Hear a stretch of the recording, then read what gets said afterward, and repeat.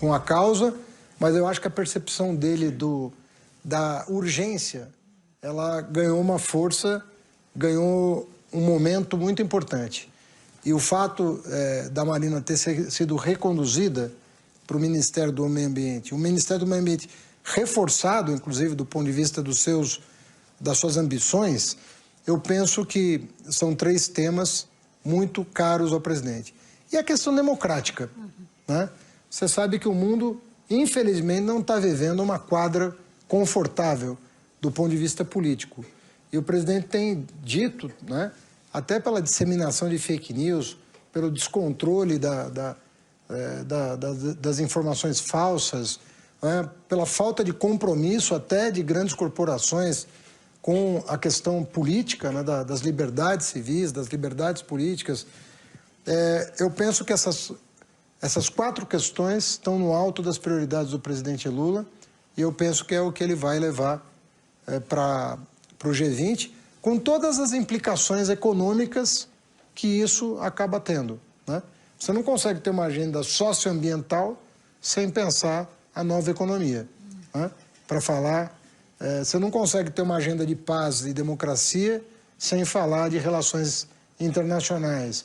Então, é um pacote é uma visão, na verdade, de mundo que eu penso que ele tem muita autoridade para defender, pelo seu histórico junto à mesa de negociação nos grandes fóruns internacionais. Thank you, Minister. Indeed, Muito well, obrigada, the international ministra. context De has fato, changed. o There are contexto urgent internacional matters mudou that are now questões even more urgentes, que pressing são than agora ainda mais years before. And you urgentes do que mentioned the work em of anos anteriores. multinational O companies senhor with the mencionou private empresas sector. multinacionais, It's o very setor important to privado. bring all É muito actors importante together trazer into todos esses atores vision for the juntos long-term of para uma Brazil. visão We de have longo many prazo. representatives Para o here Brasil, from temos businesses and muitos also from representantes civil aqui do society. setor privado e da How are you sociedade planning to civil. engage Como o senhor business planeja leaders and civil o society engajamento de leaders into líderes this vision do for setor Brazil? privado e da sociedade nessa visão Olha, do Brasil? infelizmente você tem ainda um mundo em que uma parte das corporações apenas firmam compromissos absolutos com esse paradigma, né, a que eu apresentei há pouco. E nós temos que convencer as grandes corporações, né, na medida do que o sistema permite, porque nós sabemos que é um sistema limitado, né, mas a assumir determinados compromissos públicos e com consequências práticas, né? E não só nessas áreas que eu citei, mas em muitas outras em que algumas empresas demonstram compromisso com o meio ambiente, compromisso com igualdade de gênero, compromisso com combate ao racismo, compromisso com sustentabilidade, compromisso com nova matriz energética, compromisso em não adquirir produtos de países que não respeitam os direitos humanos, que não respeitam o meio ambiente. Ou seja, é possível engajar CEOs, líderes, não só chefes de Estado, chefes de governo, mas as grandes corporações numa agenda civilizatória, numa agenda que respeita os povos originários, que respeita a diversidade racial, que respeita a diversidade de gênero. Enfim, eu acho que é uma agenda que, até como consumidores, nós temos condição de pressionar. No Brasil, em função do engajamento de algumas empresas com o governo extremista que foi derrotado, muita gente deixou de consumir os produtos dessas empresas no Brasil. Eu sou um que não consumo sem prestar atenção de quem que eu estou adquirindo o produto. Eu não compro nenhum palito de fósforo de uma empresa que não tenha compromissos com essas questões, né? Sobretudo com a questão da minha, da sua e da liberdade dela, né? Como é que nós podemos compactuar com empresas que não manifestam claramente o que pensam sobre essas questões? O Fórum Econômico Mundial desenvolveu um sistema de métricas chamado as métricas dos stakeholders, das partes interessadas. É uma maneira muito simplificada para que as corporações, empresas meçam seu trabalho, seus compromissos com questões ambientais, sociais e de governança. É o famoso ESG. Eu acho que isso pode ser uma ferramenta muito importante, muito útil que podemos oferecer para trabalharmos juntos, para trabalhar com o setor privado, com a sociedade civil. E teremos prazer de trabalhar com o senhor e com suas iniciativas. Eu gostaria, e no G20, eu gostaria de fazer uma pergunta final. Se o senhor puder compartilhar conosco qualquer insight, qualquer ideia dos próximos planos para a economia brasileira.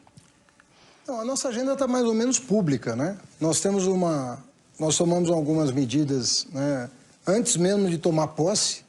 Você sabe que nós tivemos que aprovar uma emenda constitucional para dar suporte aos ministérios criados, né, recriados, e que estavam sem orçamento para enfrentar a questão do desmatamento, para enfrentar a questão da desigualdade e assim por diante. Estamos tomando agora algumas medidas de reoneração de setores que foram irresponsavelmente favorecidos com fins eleitorais o ano passado. Agora, nós temos uma agenda de crédito, né? Melhorar o sistema de garantias no Brasil, tirar as famílias a gente chama lá de Serasa, né? Que é um órgão que negativa os devedores. As pessoas estão devendo e não estão podendo pagar, ficam à parte do sistema de crédito. Nós vamos criar agora um modelo que vai retirar essas pessoas da negativação e poderem voltar ao mercado de consumo.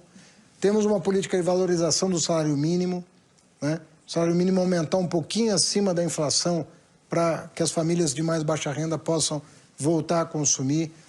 Temos uma agenda regulatória que vai melhorar o ambiente de investimento no Brasil, sobretudo com parcerias público-privadas e concessões, mas também com orçamento público em algumas obras que não têm rentabilidade privada, mas têm externalidade pública muito importante, né?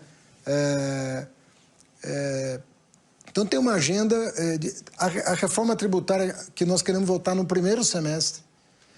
E essa reforma tributária que vai ser votada é sobre imposto sobre consumo.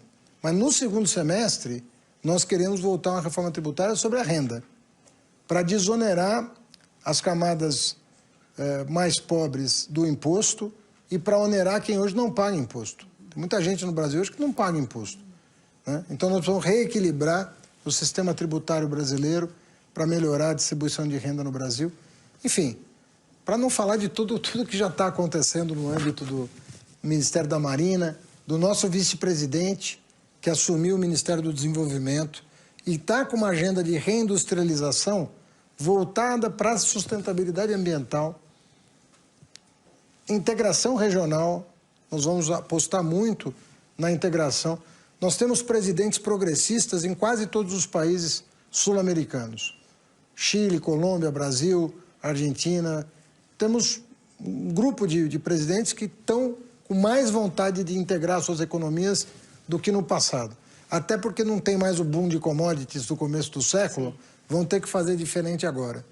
E já que não temos o boom de commodities, vamos fazer um boom de integração para favorecer o comércio, as transações financeiras, o sistema de crédito, integrar isso tudo para a nossa região, chamar a atenção do mundo e atrair investimentos. Enfim, é uma agenda longa, mas muito bem delineada no plano de governo do presidente Lula.